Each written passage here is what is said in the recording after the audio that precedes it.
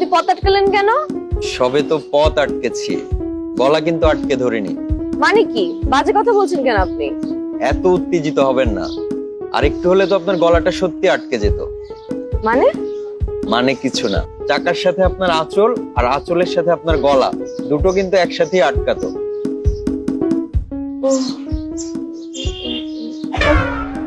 মামা চলেন।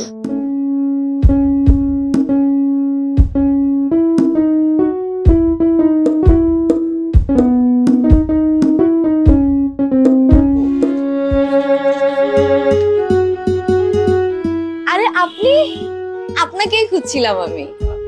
আমিও আসলে আপনি আসলে না, কিছু না। আরে বসুন না, বসে কথা বলি।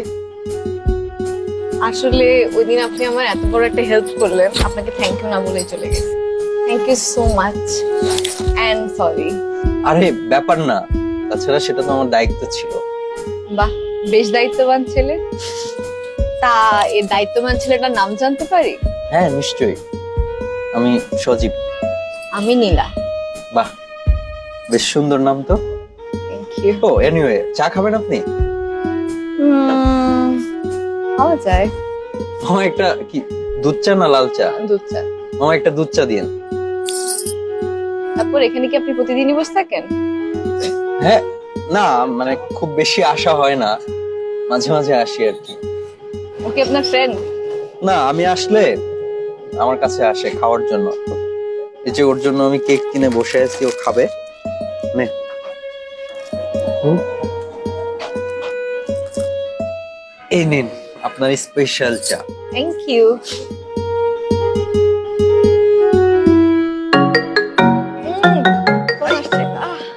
হায় হায়, আপনি ইস, এই দেখি দেখি মামা একটু পানি দাও তো।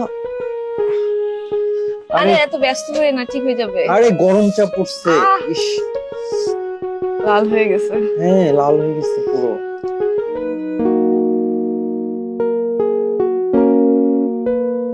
আপনি না আসলে অসতর্ক আছেন, একটু নিজের উপরে খেয়াল রাখবেন না?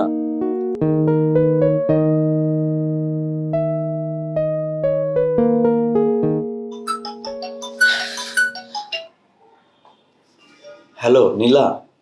বাবা, রিং হওয়ার সাথে সাথেই পিক? মনে হয় কারো কলের অপেক্ষায় ছিলাম। অপেক্ষায় না, প্রতীক্ষায় ছিলাম। জানো তো, অপেক্ষার চেয়ে প্রতীক্ষার কষ্ট আরো তীব্র হয়। বাবা, আমি এত কাব্যিক কথা বুঝি না। কার অপেক্ষায় ছিলাম? আহ, একটা চন্দ্রমল্লিকার। এটা আবার কি? একটা মিষ্টি ছোট্ট সুন্দর ফুল। ফুল?